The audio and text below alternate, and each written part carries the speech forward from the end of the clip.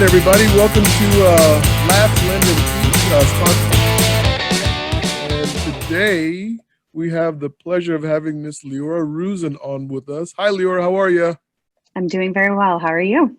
Good, good. You're out in California, right? I am now. Yep. Been here for a couple of weeks now, working for a new outfit out here in California, credit union. So I'm really excited to be here. I'm definitely enjoying this wonderful weather that we have out here. So it's a lot better than what's going on in Chicago right now. How So bad is it in Chicago right now? Do you keep track of all your old friends out there?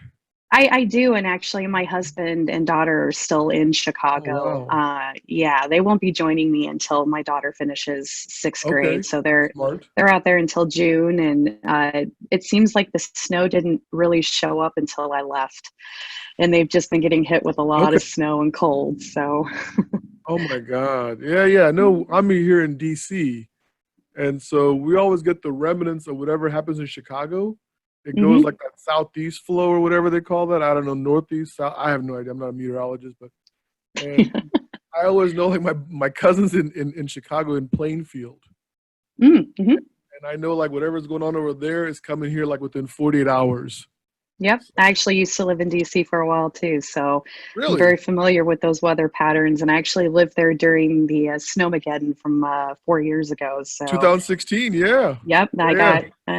got 40 inches up where I was living in Ashburn. So, yep, Yeah, yeah. That's the about 25 minutes from where I live.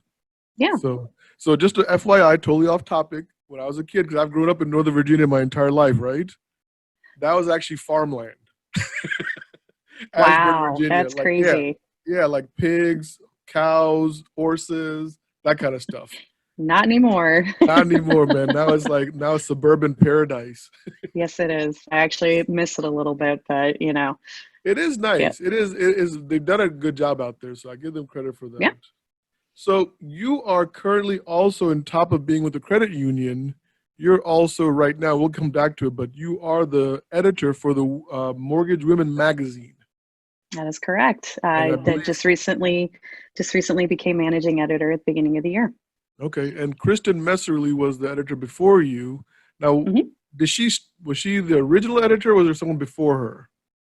No, Tammy Butler was the original editor, and Okay. at the time she was working for, I believe it was Optimal Blue Secondary Interactive, and she now runs her own mortgage compliance company as well. So it's amazing that the magazine has been led by women entrepreneurs who have their own businesses, and that's been on my bucket list for a long time. Not quite ready to go down that path now, but I do see that being something in my future. So. Yeah, I tell you what, as a previous person who had their own company for 10 years, I can tell you I got it out of my system.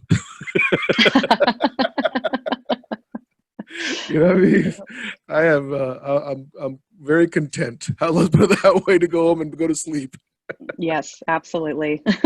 So look, there's a lot of my bullet points here that I'm going to talk to you about. Just so you know, I mean, you can ask Christine Beckwith, our mutual friend. Like, I really do a lot of research on people before I talk to them, and I'm trying to always make sure that the conversation, I mean, you don't want to just come on and just talk about one topic. It's going to be a slew of different topics. So first of all, I think the most interesting thing for me, right, is, and this is just a guy who just kind of saw you in Tampa for the first time, I think last September, right, Yes, yeah. at the summit, hmm and but you've had like, I mean, not a meteoric rise, but a pretty rapid rise in the mortgage industry. I mean, would you agree with that? I'd say relative to others, yes. I still see myself as kind of a newbie. I've been in the Okay. business now for 13 years, so I got in right at the beginning of the crash. So when I got in, I had no idea what I was getting myself into. But I started where most people do, by accident. I was working for a company doing their accounting.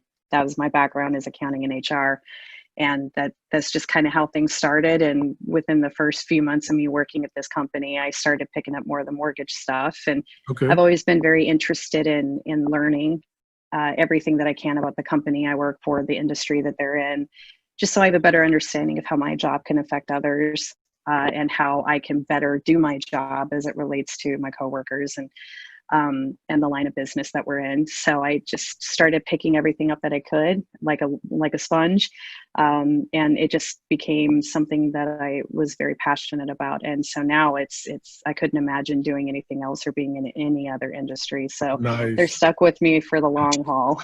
Yeah, yeah. So your first company was in Colorado, right? That's correct. I was working for an independent mortgage banker in Colorado. At the time, they were very small, only licensed in a number of states, had only a couple dozen employees.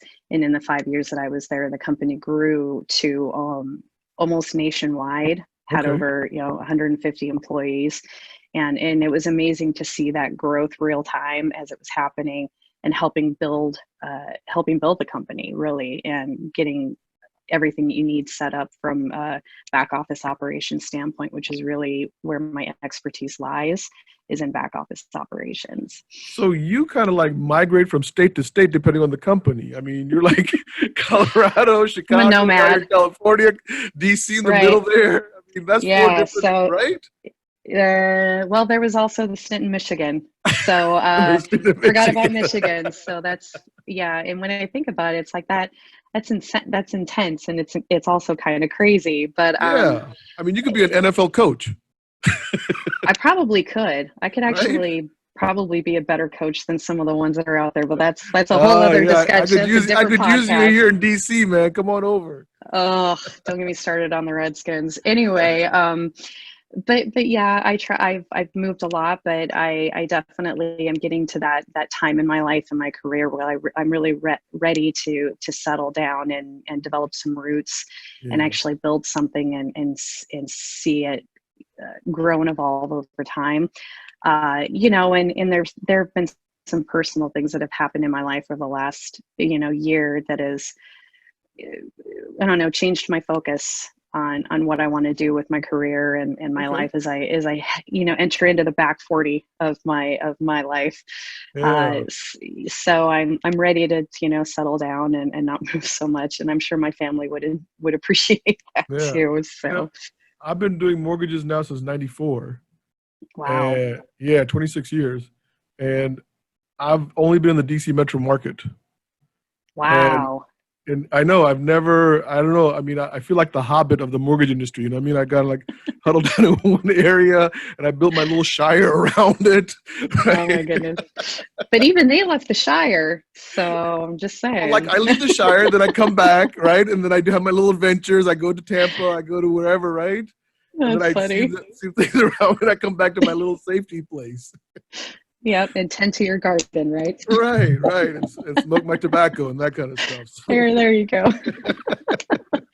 But I think that there's definitely been some benefit to me moving around because I've been able to work in different business channels. So I worked at an IMB, I've worked at a bank, I've worked at a credit union, okay. I've worked at companies of various sizes. So it's allowed me to really understand how each business channel is very important in this industry and how it's good to have that healthy competition that you get with having the different business channels and just understanding how each type is unique but equally important in the business. And I've learned a lot through that process.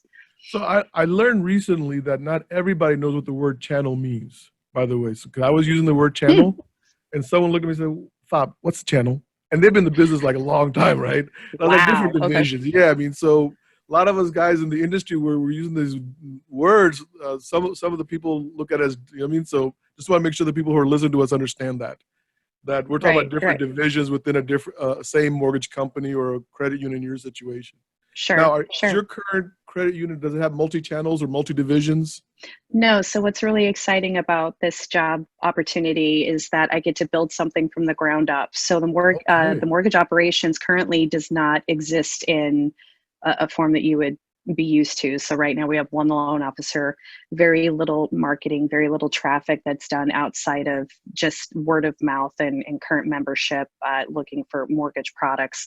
So I'm brought in to help develop that from the Whoa. ground up. So I'm super excited. I get to help build everything and use a lot of those network connections that I've cultivated over the years to truly make this something exciting and something that's my own. In addition to, making sure I put something together that's good for our community and good for the credit union.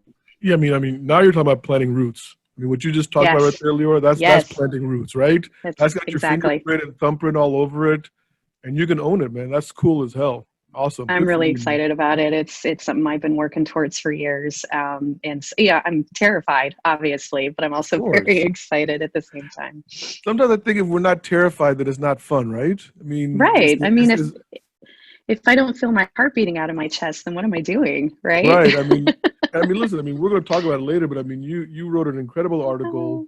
I think the more I dug deep on it, I guess I wasn't the only one moved by it. Seems like a lot of people were moved by it. So you seem to be very, you wear your feelings on your sleeves. You got everything kind of out there, and so I mean, God has given to you right now exactly what you've been working towards. So kudos to you, buddy. That's Thank you. I awesome. appreciate that. Yeah. And so, along with all this other good news, I mean, you're like, this goes back to that cartoon character of yours, right? You're like one of the 30 most powerful women in fintech, as noted by Progress in Lending in 2019, right? Right. I Right. mean, dude, how That's awesome is that? I mean, 12, 13 years of business, you're like the 30 most powerful women. well, I mean, I don't know about that, but it's still a humbling honor. It's my first official award in the mortgage business, so 2019 really was pretty crazy when you think about it. I won that award. I won the Lending Luminary Award from the same Wow. company, Okay. and was one of the Women with Vision award winners. Yeah. So it's from a career standpoint, I definitely have set the bar high for 2020 and beyond, but I'm never going to stop just trying to achieve those highest marks that I can, not because I want the accolades, but it truly speaks to my passion for this business and the knowledge that I have and the knowledge that I can pay forward to other people. I mean, the other thing is that it's also recognition that someone is acknowledging what you've been doing. I mean, there's a Mhm. lot of, there's something to be said for that. I mean, acknowledgement is powerful. I It mean, is, and it's what keeps the flames fanned within my heart, and it keeps that drive going. And it's during times when I start to question what I'm doing and with my life that I can reflect back on what I've accomplished, right. and those feelings of joy and happiness, and that's what keeps me going when I'm having some rough times. So. So listen, I was talking to Josh Pitts last week. He was on our podcast, and he was the 40 under 40, right? And he was talking about how Andrew Mhm. Berman called him up. So walk me through it. Like, how did you find out you were one of the 30 most powerful women in fintech? Did you call you? Did they put up the little So bat it's lamp? So it's it's a nomination process, that you go through, and so someone you either nominate yourself or someone nominates you. I can't divulge who nominated me. Sure. However, so out of those handful of nominees, they picked the top 30, and Michael Hammond, who is part of Progress in Mhm. Lending and also owns Next Level Advisors. He's the one who contacted me, and I've known Michael for a few years, and so him reaching out to me personally to tell me I was one of the winners was really an awesome experience, because he didn't have to do that. He could have sent me an email or whatever, but to get that notification in that way was really cool.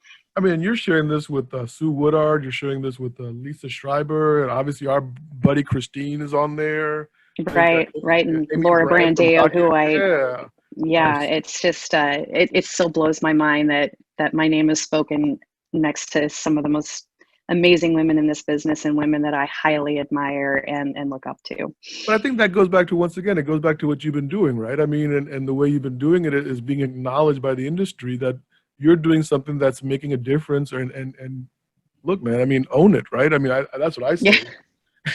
that's definitely something that's taken me a while to get used to, is being comfortable with the acknowledgement, and not and feeling like I've earned it and that I'm worthy. And that's something Yeah, that I've learned through my coaching with Christine, and just over the last 18 months, I've really worked on building a tribe that I can rely on, a group of women and men in this business who I know have my best interest at heart, will right. tell me the hard truths when I need to hear them, and lift me up when I need it. And they've all just been super supportive of my success, and really were there for me when I went through some periods of very difficult personal turmoil last year.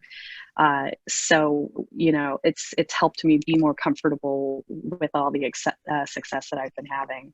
Yeah, I mean, and the nice thing is that it's one day at a time. You know what I mean? Whenever life gets overwhelming for me, whether it's good or bad overwhelming, because they can both be equal to me. I don't know about anybody else, but equal to me, Mm, you know what I mean?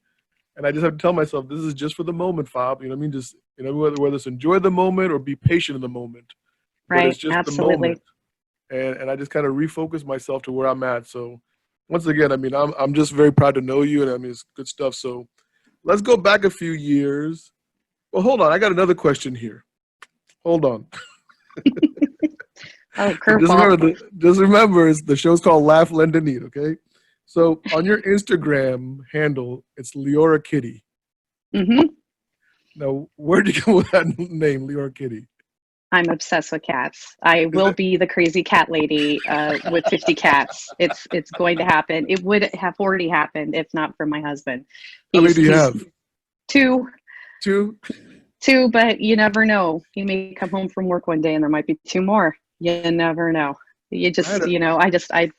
I've always been a cat fanatic. I grew up around dogs, really, really big dogs, like Saint Okay. Bernards, Oh humongous wow. Oh dogs. my God. And I remember having, I go through like when I think about all of the poop that I had to clean up when I was a kid and all the drooling and all that stuff. And so I'm not really a dog person now, but I do love me a cat who just lets me love on them and then they go about their merry way, which is kind of like how I am. So it's like Yeah. I have time for love and time for you to leave me alone. So I speak to cats in that way. That's awesome. That's all. I had a friend of mine, and they had me like feed their cats. So when they were away one time, and I had no idea how many cats they had. Right? They're like, "Hey, if I go to our apartment, feed the cats." So I walk in, and like this swarm of cats started walking towards me. It was like the most creepiest thing. I still, I mean, it's been like 15, 20 years. I still can't forget it. And I was like, I mean, I just Like threw Pet the food in the Cemetery bowl and I kind of ran out thing. the door. Yeah, I was like, I said, I don't know, man. I'm It out. had to I'm be, out. it had to Forget be it. like 10, 12 cats. It was like too creepy, man. Oh, that would be me. That would be me. So, So you were in the army, right? yes, And we're kind of walking our way into that article, right? But how long were you in the army for? I was in for 4 years. Okay. And during that time, I got to do some really cool stuff in Army Intel, stuff that I still can't even talk about. Oh wow. Yeah. So, but after I did my four, at that point, had gotten married and had two children. And so I decided to do the stay at home mom thing. So I got out in 2000 and then, 9/11 happened and I Oh actually tried wow. to re-enlist. Okay. But I was medically disqualified at that point, had gone through some stuff that now I'm not able to rejoin. But it was a time in my life that I think of very fondly. And if they were to call me up today and ask me if I would join back up because they need me, I would do it in a heartbeat. It's Yeah. something that I'm very proud of. Well, the article that I keep talking about is this article you wrote in November 2018, and it's called "Leading with Love and Is It Possible?" And let me tell you, I mean, I read a lot of articles, and this is one of the most amazing articles I've read. Seriously, buddy. Wow. Wow. Seriously. Thank you. All right. I mean, Thank I you. read a lot. I mean, I go through stuff like this, and this one literally stopped me because I think it's so just it was so cool to read this inside the mortgage industry that we're actually able to talk like this. You know what I mean? Hmm. And you were able to. I mean, I know you were on Christine and Jason's thing, and you were talking about having a voice and being able to share and engage like that. So this article, and I mean, if you want me to stop it, so you can take us through it. I don't mind, but I mean, the first paragraph just floored me, where you're talking about your parents and the screaming and the fighting, and you're Yeah. just so honest. You know what I mean? And I know Christine laughs at the word authentic from last year, but that's the only word you can think of, right? It's sincere. It's Right. so. How, I mean, how'd you I, get I the feel nerve, I guess, to share this? I don't know if it was the nerve, but really just I find writing to be very therapeutic for myself and very cathartic. And I know I'm not the only one who had a childhood that was difficult. And I hope all I want to do is share my story in hopes that it helps other people. And maybe part of it was me trying to reach out to my parents, uh, just to let them know that I've learned some really great things through what I went through in my childhood. Um, but it was difficult to write because shortly after the article went to print, my mother passed away. Oh wow. Um, so it, but I've had, out of all the articles I've written, that's the one that I've gotten the most feedback on from people who say I get what you've gone through because I went Hmm. through it. I've gone through it myself. And so it solidified that, I'm helping other people by sharing my story, and I'm helping myself at the same time. And did you find that when you were writing this, I mean, I know sometimes, I mean, I'm in the middle of writing something myself, and so I'm writing a book, right? And I thought I had way more pages than I written, and I don't, right? So, but what happened was I was writing so deep in it that it just moved me to the point where I couldn't write anymore. Yep. I And literally, I just had to walk yep. away, right? And I definitely remember, like, when I was writing this, I was crying at my computer. Like, I had to take a moment and just kind of walk away and recollect myself, because it still brings back very painful memories for me. And not just, memories of what I went through, but just some of the loss that I feel as a result of those relationships not being there. So missed opportunities, missed memories that were better than what I currently have. So it was very difficult to write it, but I'm glad that I did, I even think, as painful as it was. yeah, I think for me, and we're going to dive deeper into this now that we're talking about it, but I just want to read this one part of this because this was like, I don't know, for me, I guess it touched me more than most of this stuff, but said, and you wrote, this is about your father as you were joining the army at the age of 18.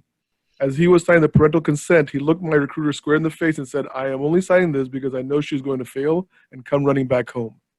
I Mm. mean, God, I mean, those words are powerful, Leo. I mean, just, I mean, the fact that you, no matter what you went through those first couple of weeks in your drill sergeant, but for you to actually acknowledge that you heard those words and you still stood up.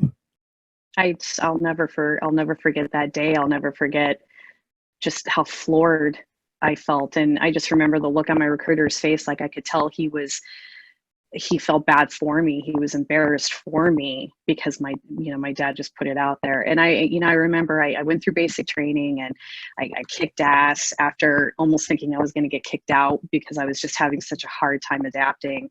I remember flying home from my high school graduation in my Class A uniform, and I get off the plane and I go into the airport, which is a really small airport where I grew up. And my dad was there, and he didn't even acknowledge that I had actually done it, that I had graduated basic, Oh and my that I God. didn't fail.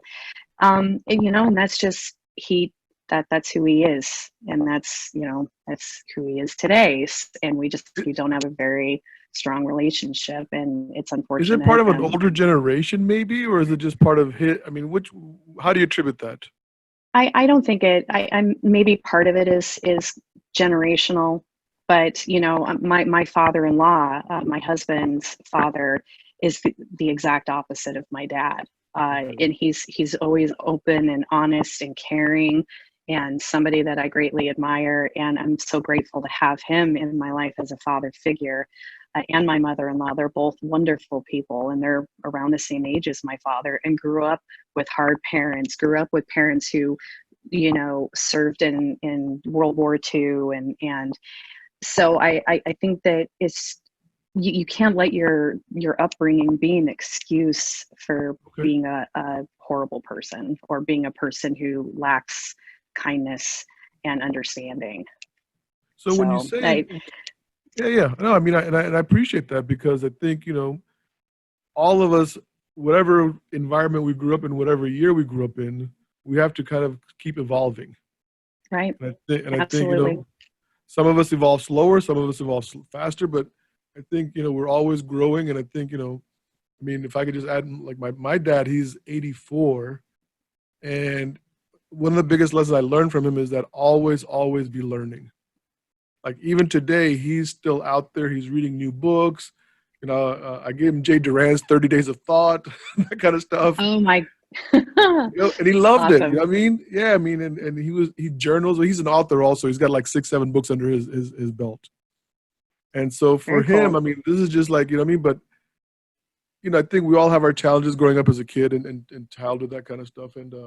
But I do believe very, very strikingly that the way you took that moment and you kind of have fortified yourself in this career, and the topic of your article, which is leading with love. Mm. I mean, and the way you went through micromanaging and making yourself accessible to that kind of stuff. I mean, walk me through that. I mean, how are you able to see that and see the differences between your leadership style and some other people in our industry, maybe?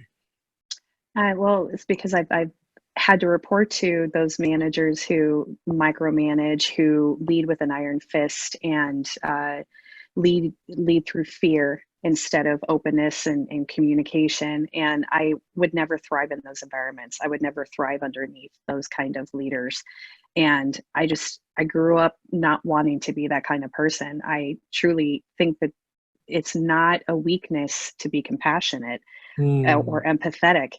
And I don't think that it's bad to show emotion. I think that you have to be able to find the happy medium, right? You can have someone who's overly emotional all the time, constantly crying. That used to be me.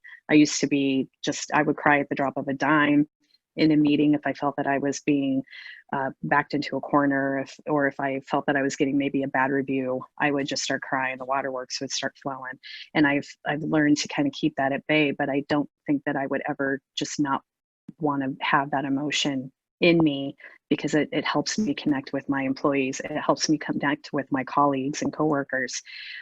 It helps me understand that we're all just trying to do the best that we can. We're all Right. human beings. We all go through periods of greatness and periods of just failure and humiliation.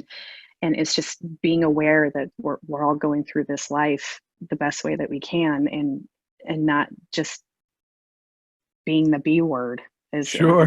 Sure. uh, I heard um, something the other day, and it said that it's only when something is cracked that the light can shine through it.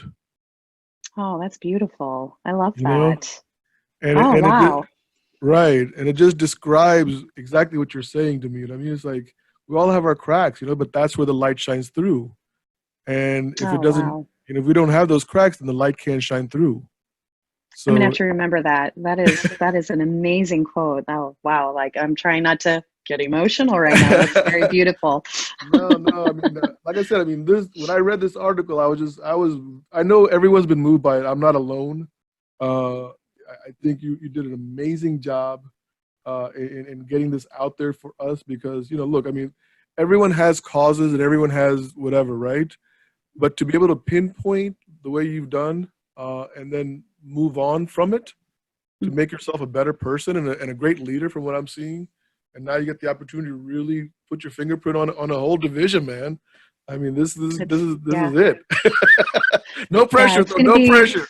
no, I know, right? None at all. It's just the entire mortgage operation of a credit union. That's No all. biggie. That's all. That's No, all. You know what I no, mean? Hey, no. Just their listen, reputation on the line, but whatever. maybe what 100 million a month? Nothing major, right?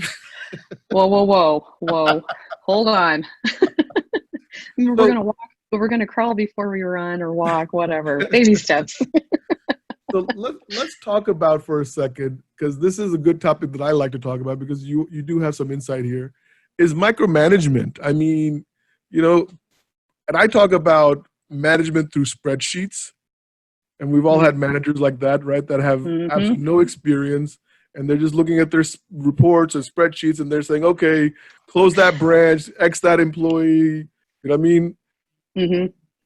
And then you got the other guys that are the micromanagers that I want it done this way, that way, and there's no ifs, ands, or buts. How do Right. you, as a worker, how do you tell somebody, hey, I need space to breathe? Oh boy, that's difficult because you have to come across as still being respectful, right? And saying I acknowledge that you might need this, but when I've always been of the mind, don't come to me with a problem unless you have a solution. Okay. So if I have a leader who comes to me asking for yet another spreadsheet, one of the first things I do is, well, why? Why do you need this data? What do you hope to gain from this data? And after they tell me, I might be able to say, you know what, we actually already have a spreadsheet that's going to give you like 99.9% of what you're looking for. I might just need to tweak it a little bit to get you to that 100%. or maybe it's just letting them know, do we really need another spreadsheet? And this is how much time it's going to take for me to produce this for you. And the net outcome is not going to be any different than if you just go with this other spreadsheet that we already have. Or can we accomplish it a different way through, I don't know, just having a quick meeting or something like Mm-hmm. that. So it's really getting down to the why and then coming up with an alternative solution. When I have managers who are constantly down my neck, micromanaging, covering me like a wet blanket, there have been times I've had to just go to HR because they're not Okay. hearing me. They're not listening to me when I tell them I can't effectively do my job because I constantly feel like you're right behind me and you're about ready to yell at me. And I can't, I'm working out of fear, and that just doesn't work for me. And then I start to get anxious and I start to have panic attacks and I start like physically reacting to the environment that I'm in. Right. And I just have to be honest with them. Look, this is not working for me. And if it's not going to work for me, and if you're not going to change your leadership style or meet me in the middle somewhere, that's usually when the relationship ends. And that's why a lot of really good employees leave good companies, because they have bad bosses. And they have It bosses really does that come don't down to listen to management, them. doesn't it? I mean, It does. because I mean, I'm on the sales side, right? And so for me, a lot of our ways of hiring loan officers or managers, maybe we're looking at the NMLS, we're seeing how many times they've switched companies. I mean, sometimes we see some crazy stuff. Like I had one recently that was like 17 different companies in 5 years. That's way too much, right? Wow. I know, it's like by the time you learn the password, you're out of there. So Right? right? That's what I started thinking. I was like, wow, I wouldn't do that to myself. But a lot of times, I mean, I do talk to these managers and salespeople, and they say, well, I was promised X, they didn't deliver. And I just wasn't going to wait around long enough for that X to appear. Mm-hmm. And so I'm not sure. I mean, is it okay for someone to just say, this isn't working out, I tried, it's not working, and move on? Or should they just gut it out? It really, I think that it really depends. I think for salespeople, and I've never been, well, that's not true. I've been in sales, but I've never been a mortgage loan officer. I should Okay, clarify fair, that. But I fair. have been in sales before. But I think with sales, uh, they usually need to be satisfied much quicker than people in ops because their livelihood depends on it. They need to be able to close loans immediately because that's how they generate their revenue. Hmm. Some loan officers get a salary, but it's minimal compared to what they make on commissions and bonuses. So I think that's why you see certain salespeople jumping ship more often than people in ops. It also depends on the situation. Just some personality traits don't work well together, and some people just don't. They just know right out the gate. It's like a relationship. It's like any kind of Hmm. relationship, almost right away this is not going to work out, Yeah. or I've fallen in love with you at first sight. So I really think it's a combination of those different factors that can come into play. Right. I've been on both sides. I've been the one leaving after 6 months because I knew it wasn't going to work out, and then I was the one beating my head against a wall for 2 years, and nothing was changing. Was Wow. part of it Okay. my problem? Sure. I'm sure at that time I wasn't as amenable to changing how I do things. But as I've grown and as I've learned, how to work with different personality types, I've been able to overcome a lot of that. But I've also come to learn what my value is worth. And so I may be less likely to stick around if I know that they're not realizing that value. Right. Well, two things. So one somebody told me a long time ago is that everybody is in sales. If you're working, you're in sales. I like So that. It's yeah, true because you're trying to sell yourself or you're trying to sell your work. right. So no I get matter it. what, Yeah. yeah, no matter what side of the aisle you're on, we're all in sales. And then the other part is that last Tuesday was 27 years of marriage for me and my wife. So Oh, that's you that's know, great. thank you. Yeah. Congratulations. So I was thinking about that. I was like, really, I don't like, what I mean? Like I find what I like and then I stick with it and I make it work, right? Hmm. And so when I'm leaving a company, I know for a fact that it's because there's something that's just not, is not Hmm. setting well with me. And I just have that instinct where I got to move on. Is that what you're Hmm. talking about? Like you banged your head against, Absolutely. right? Yeah, absolutely. I mean, and I've been married now for almost 13 years, and There you go. we've had periods. Yeah, so him and I got married, and then I immediately got into this business, and it's just been a roller coaster ever since. Wow, you did the That same man thing is I did. You did exact. I got married in '93 and was in business in '94. Oh my God, right. That you're my man deserves a twin. medal, and now he's in the mortgage business too. I roped him in, so Oh my goodness. Oh my it's a family goodness. affair now. But but it is that we've been through some hard times, and there have been a couple times where we said, well, then maybe this isn't working out. But we were able to step back and look at the bigger picture and realize that the very core of it is we still love each other very much. And if we've been through what we've been through and we're still together and still the family unit that we are, then we can overcome anything. I've had jobs where I didn't feel like that, so Yeah. I just and I've had friendships that didn't feel like that, where it felt like I was very one-sided in the friendship or relationship. And that's really how I look at any kind of relationship, whether it's professional or personal, is Yeah. if it's so one-sided and you're not feeling like you're getting fulfillment, then you need to move on. No, no, I agree. I think all Life is relationships. short. Yeah.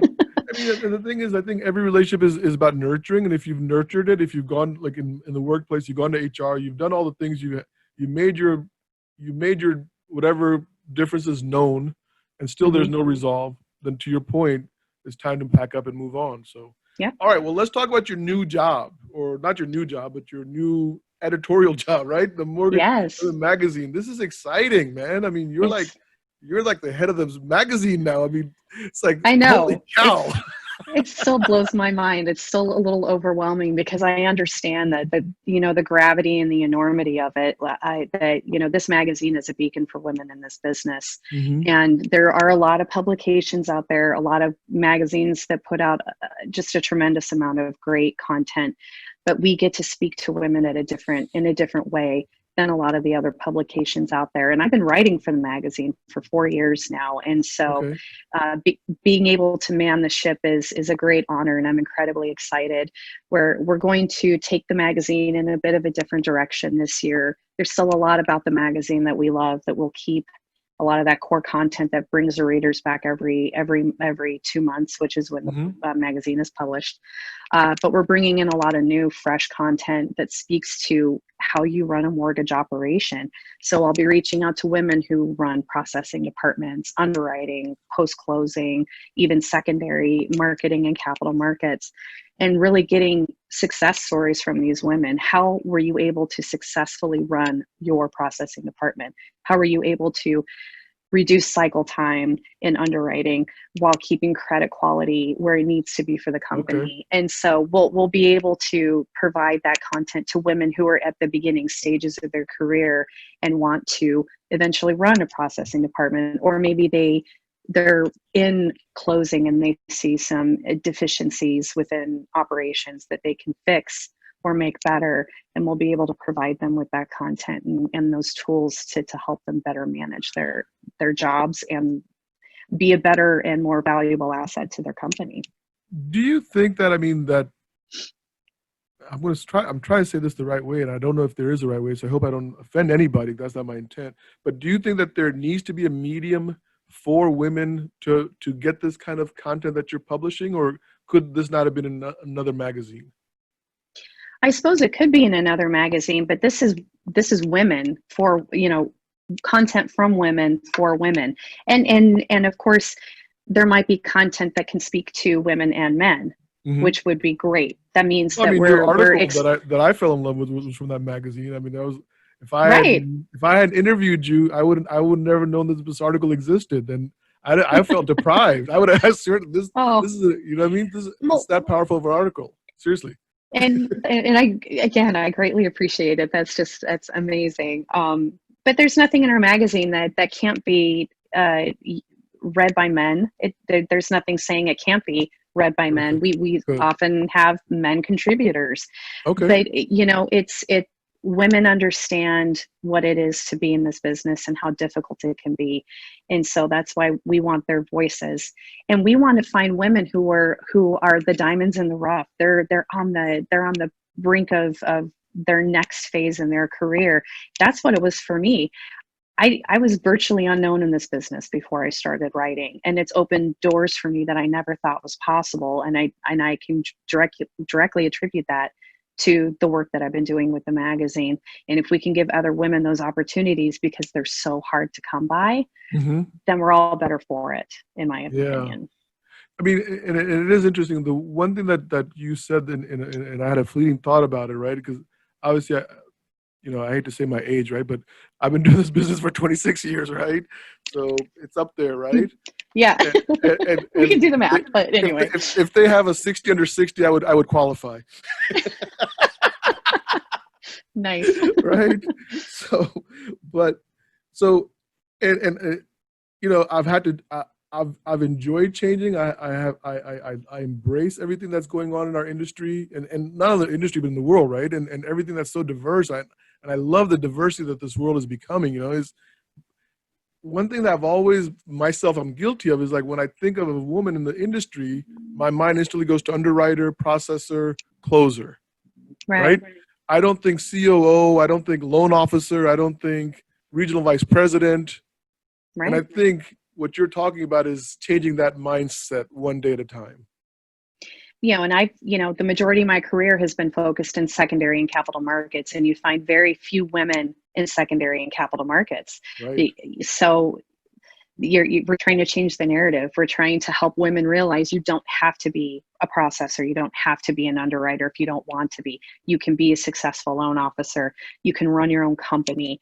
Who says you can't be the vice president of a major mortgage company? There's nothing stopping you. We just have to help women find that voice within them to advocate for themselves while also giving them the practical knowledge to help run those departments. Yeah, we have Lauren Brandell coming in tomorrow morning. So the president of Oh, AFR. I So love speaking her. of Oh speaking man, of yes, right? I heard her speak at the first time I heard her speak was at Next last summer in Chicago, and she just blew the roof off of that place. And then Right? I got to hear her again in Tampa. So it is just a pleasure and an honor to know her. She has personally sent me cards over the last year. Uh, acknowledging my accomplishments and achievements. And also she sent me a card when my mother passed away. She is just a phenomenal woman who Yeah. not only talks the talk but walks the walk. And we could all have a little Laura in our lives, and we would be just all the better for it. But she's just She's a amazing. dynamo, man. There's no doubt She about the is. fact that the energy she's got in her is contagious. You Hmm. can't be around her and not pick up the vibes and just want to hug her. You know what I mean? Just be Right. She's just a lightning bug. I love her. I can't wait to see her again. yeah, yeah. So a couple of quick things here, and then we're coming out on the end of the time. So I want to take up your entire day. I know you got the day off, right? So when I think about the Women magazine one more time, if I wanted to find out how to get like you guys have a website, right? So how do people Mhm. get on your website? What's it called? So it's really easy. It's mortgagewomenmagazine.com. And I'm always looking for new contributors and new content. So you can reach me, Leora, Leora, at mortgagewomen.com. I'm looking for women who've run underwriting and closing, post closing, secondary. And I'm also looking for mortgage moms and those women who are on the up and up. We call them boss babes. And our trailblazers, which are the women who've been in the industry and have made a legacy and a name for themselves. So I'm always looking for new content and new people. So send me what you've got and I'll take a look at it. Yeah, speaking of mortgage moms, I did an article a year ago, and it was about loan officers in their first year, right? And things that they didn't want the realtor to know what was going on in there, right? And this one female loan officer said, "I didn't want the realtor to know that I had children because I felt Wow. if they knew that I had children, they might think that I'm unreliable, that I might not be able to service their clients 24/7 like my male Wow. counterpart." I That mean, is, and that's very unfortunate. But what's amazing is in this day and age, with the ability to have work from virtually anywhere with the digital mortgage and all the e-tools that are available to us, you can have a gaggle of children and you can still work from anywhere, from Starbucks, from your yeah. car, from an airport. It's just there are, that's just an excuse, and that's unfortunate. And again, but I think we're changing that narrative. We're changing the landscape and making it more of a level playing field. I know you are, Leora. I mean, I see the work you're doing. I know that it takes a lot of effort. It's not easy to do what you're doing. I support you in everything you've done or doing, and I'll continue doing it best I can to be a buddy to you. And I appreciate you Oh, coming on the show today. So, thank you. I appreciate it. I hope to finally meet you, like, and spend some time with you and not just in passing. yeah, no, I would love that. I think that'd be great. If I can ever leave the Shire, I'll definitely do that. Oh my goodness. Now I'm so, going to watch Lord of the Rings. So thank you. so one last question, because the show is called Laugh Lend a Need. I always got to ask the people that come on the show is like, what's your one comfort food? Like, a lot of us travel a lot and then we come Hmm. home, right? For me, it's my wife, and she makes the curried lentils over basmati rice. And then I get Mm. pickled mangoes. By the way, we were supposed to have dinner a couple of months ago with Christine, and you were in Chicago. Just a tangent real quick. Oh, And that's I think right. you got busy or something, but we all went out and had a really nice dinner that night. So Oh. when I came home, boom, right back to my curried lentils and rice. Well, that I have my comfort food, which is the food that I need after a long night of networking. Uh-huh. And that's Taco Bell. I can't do, it's the worst food on the planet, but I can't, I gotta have it to soak up all of the carbs. And well, that's more carbs on top of carbs, but it's liquid carbs that I'm soaking up, obviously. But my favorite food is homemade beef stroganoff, which is something that I grew up. My mom made it. It's one of the last things that she cooked for me when she came to visit me in Oh Chicago my back in gosh, May. that's And awesome. it's the one thing that I know I can cook very well. Everything else is a crapshoot. So I just love beef stroganoff. That's my Oh thing. my God, So that's a great story. My heart goes out to you on your mother. God bless you thank you. guys. Thank Keep you. doing what you're doing, Leora. We're behind you seriously, and whatever we can do to support you and all your endeavors, we'll be there for you. So, all Thank right, you. buddy. And it's been so fun. I thank you for having me. All right, we'll see you guys later. Make a good one. Bye.